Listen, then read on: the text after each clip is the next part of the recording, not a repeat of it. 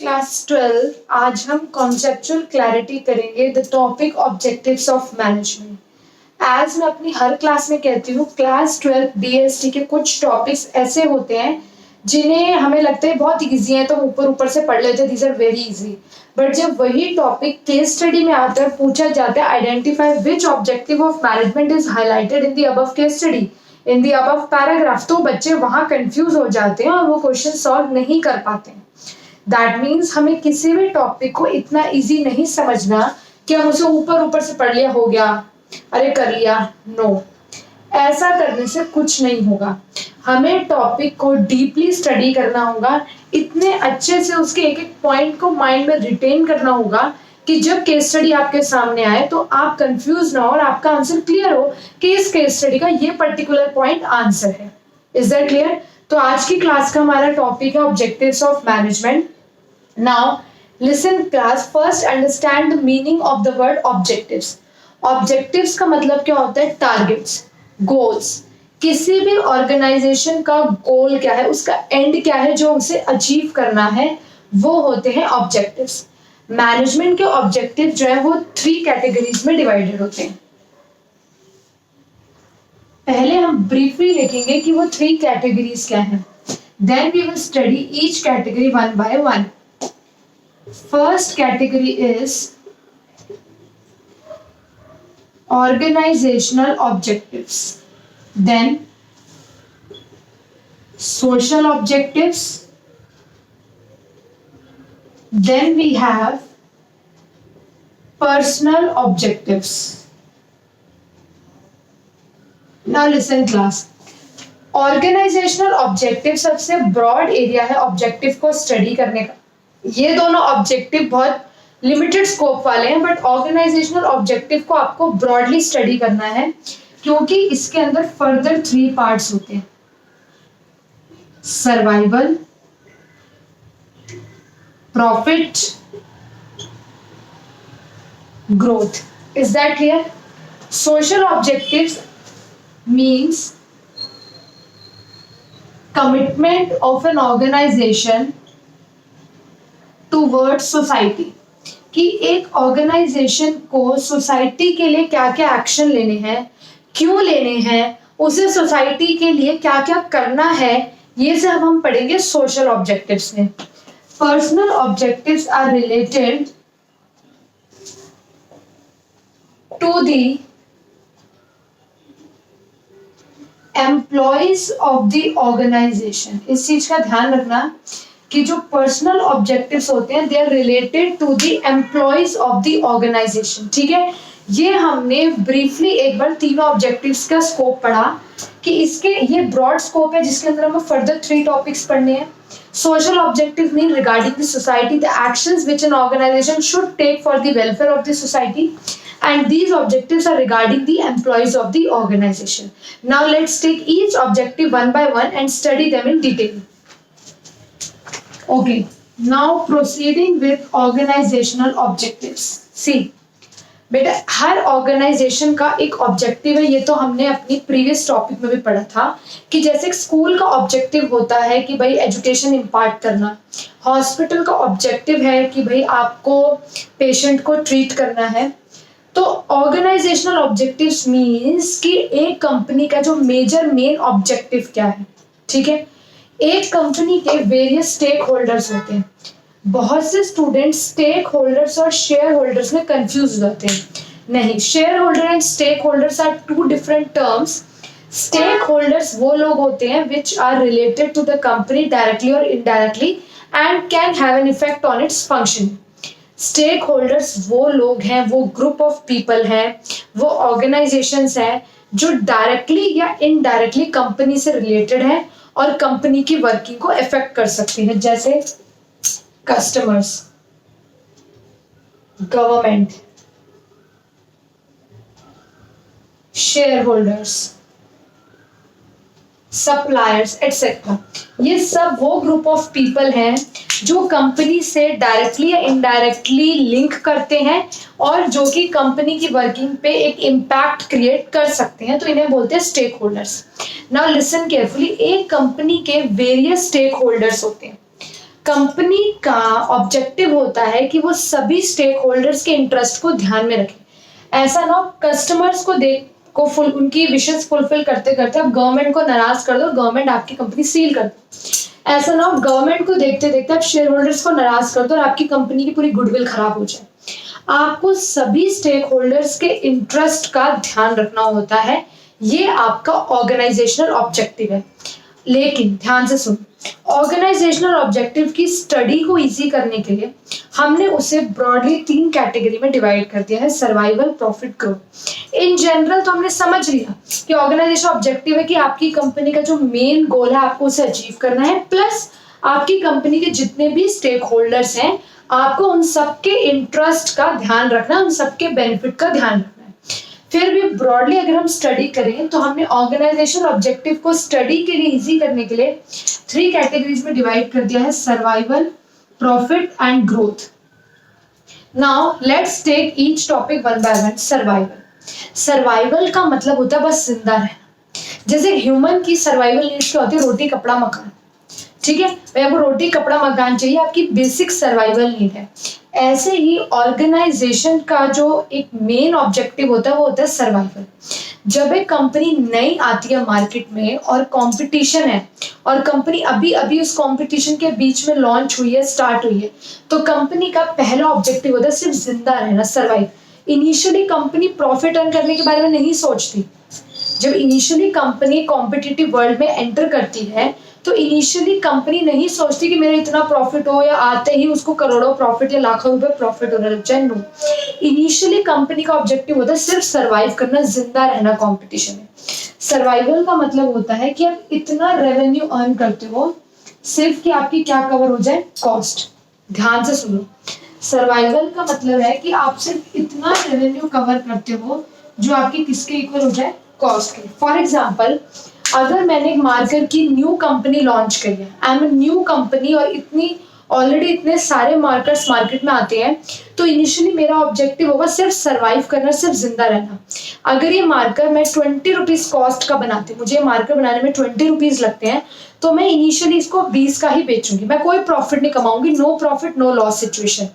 क्यों? क्योंकि अभी मुझे कंपटीशन में सर्वाइव करना। अभी जस्ट मैं चाहती हूँ कि कस्टमर मेरा प्रोडक्ट सिर्फ खरीदे, टेस्ट करे और इस पर विश्वास करे।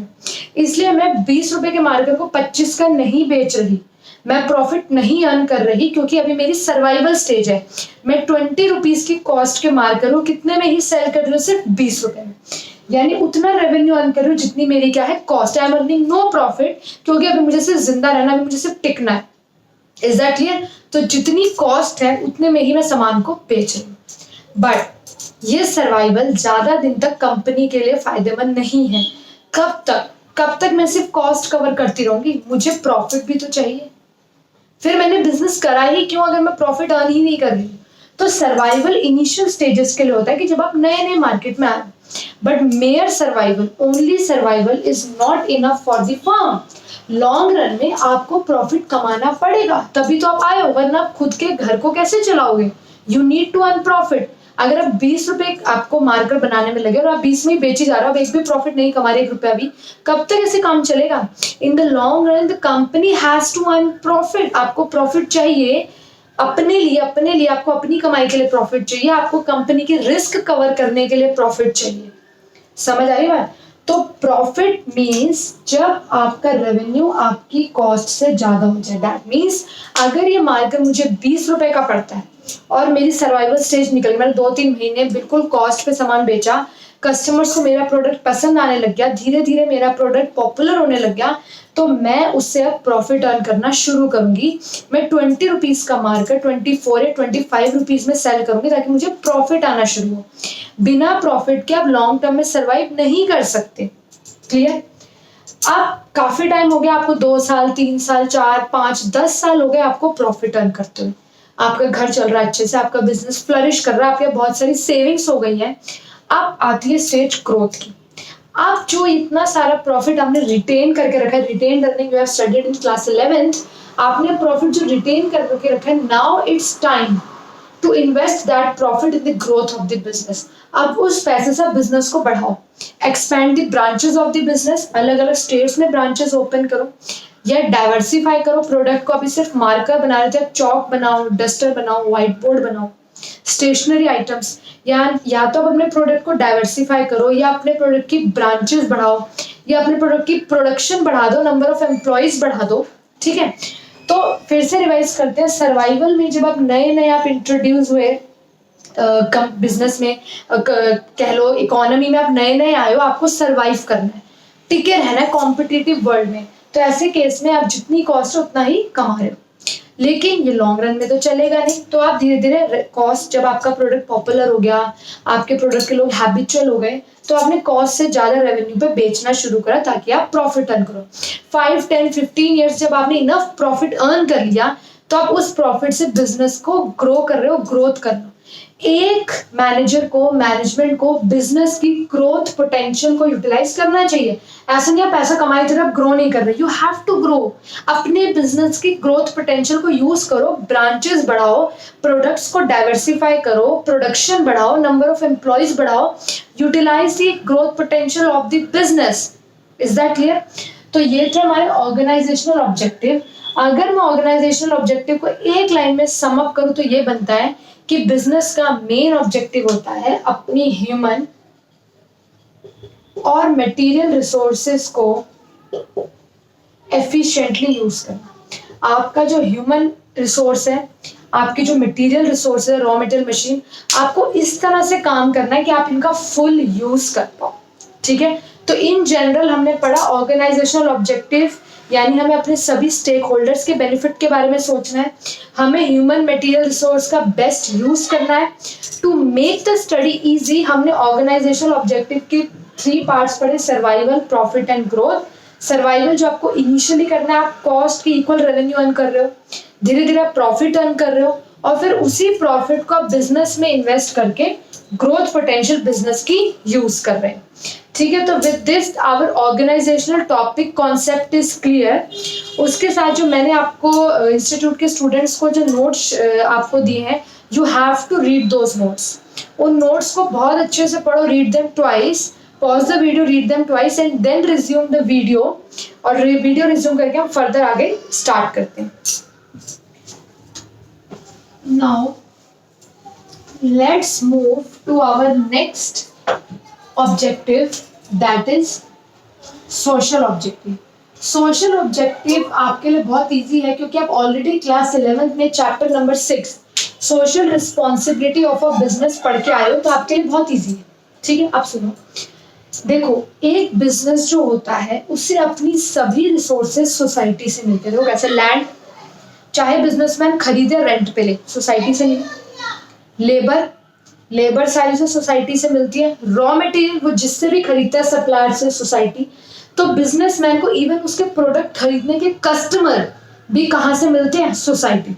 तो एक बात हमेशा ध्यान रखना कि एक बिजनेस को सभी रिसोर्सेज अपनी कहाँ से मिलते हैं? उसे सोसाइटी से मिलती है।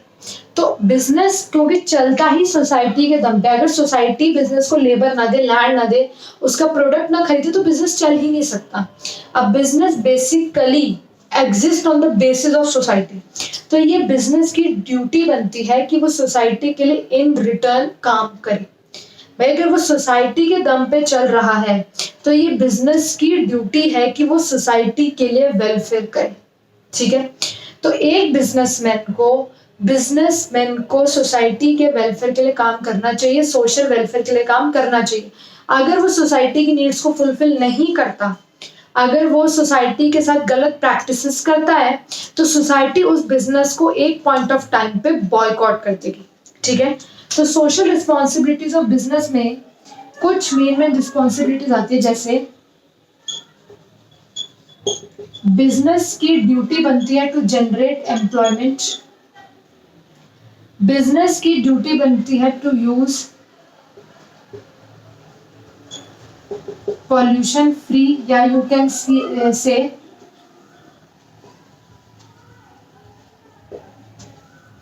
eco friendly techniques of production।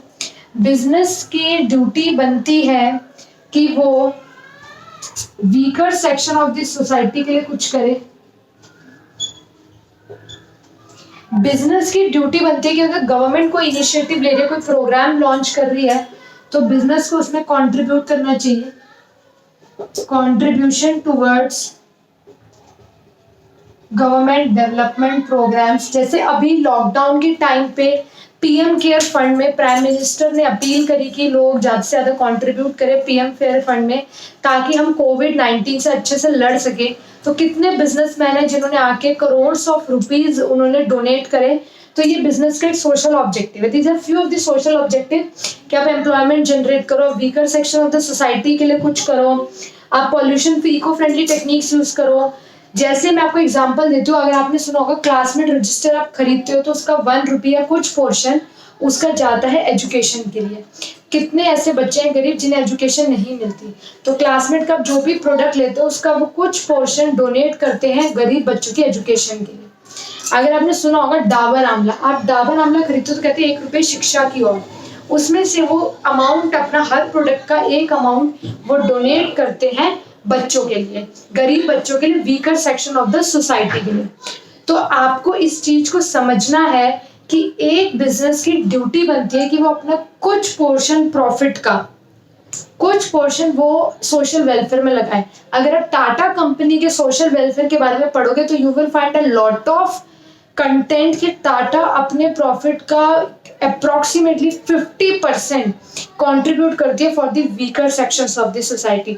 अगर टाटा चाहे तो वो नंबर 1 बन सकती है इंडिया में, लेकिन टाटा का एक सोशल ऑब्जेक्टिव है जिसकी वजह से लोगों के दिलों में टाटा के लिए इतनी गुडविल, इतनी इज्जत है, बिकॉज टाटा अपना बहुत बड़ा portion of profit social welfare के लिए लगाती है। तो it is the social objective of the business to work for the welfare of society.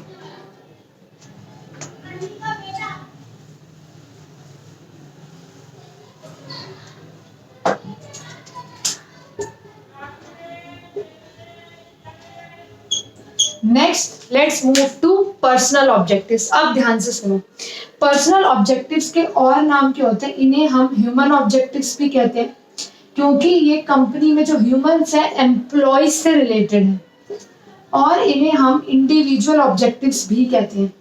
First of all आपको पता होना चाहिए कि पर्सनल ऑब्जेक्टिव्स को किस किस नाम से जाना जाता है। वाइवा में टीचर आपसे पूछ सकती है। पर्सनल ऑब्जेक्टिव को ह्यूमन ऑब्जेक्टिव्स भी कहते हैं, इंडिविजुअल ऑब्जेक्टिव्स भी कहते हैं। पर्सनल ऑब्जेक्टिव एज हमने इनिशियली टॉपिक में ब्रीफ कर दिया था कि personal objectives are related to the employees of the organisation.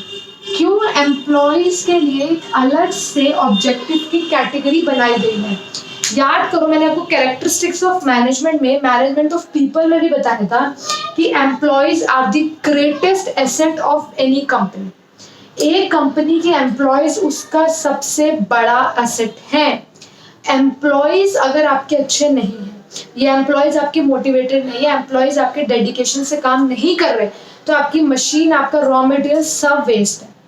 Employees are the greatest asset. I am repeating this line again and again. आपको समझना है कि आपके एम्प्लॉयज आपकी सबसे बड़ी ताकत है।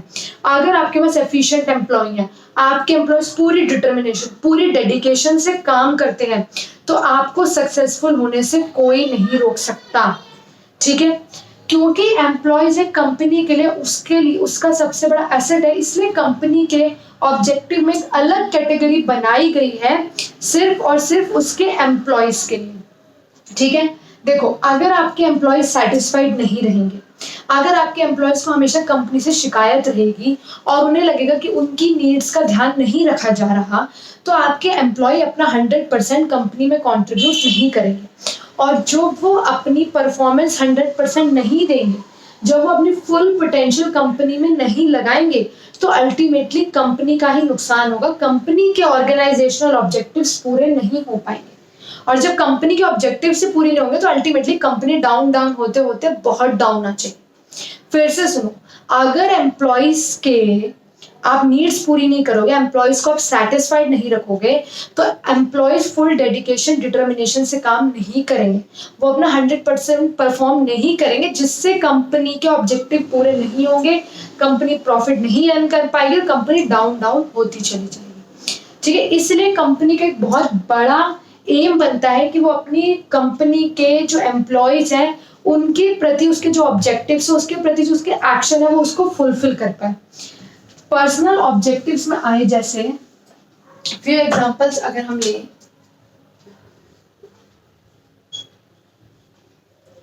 Solving the grievances of employees, अगर एम्प्लॉयज को कोई कंप्लेंट है, एम्प्लॉय को कोई प्रॉब्लम है तो आप उसे सॉल्व करो। Paying fair wages to employees, fair wages का मतलब ये नहीं कि आप उन्हें लाखों करोड़ों दो, मीन्स जितनी वो मेहनत करते हैं, जो उनकी पोस्ट की सैलरी बनती है, आप उन्हें इतनी सैलरी तो दो ताकि वो मोटिवेटेड रहे, हाँ भाई मैं इतनी मेहनत करता हूँ, देखो मुझे उसके हिसाब से इतने पैसे मिलते हैं। ऐसा ना हो एम्प्लॉय मेहनत करता है और उस हिसाब से सैलरी नहीं मिलती, तो एम्प्लॉय कभी भी मोटिवेटेड नहीं रहेगा, वो कभी भी दिल लगा के काम नहीं करेगा। तो paying fair wages to employee,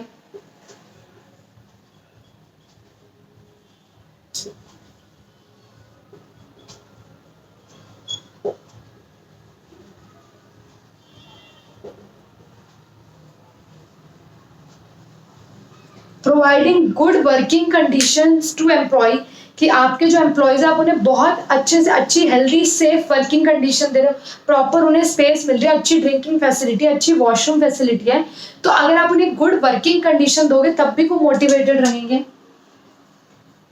providing them adequate training, अगर कुछ भी नई टास्क आती है, नया सॉफ्टवेयर आता है, तो आप उन्हें टाइम टू टाइम ट्रेन करो ताकि वो कभी भी चेंज को एक्सेप्ट करने में डरे ना। कोई भी नया सॉफ्टवेयर आए तो वो घबराए ना, क्योंकि उन्हें आप ट्रेनिंग दे रहे हो।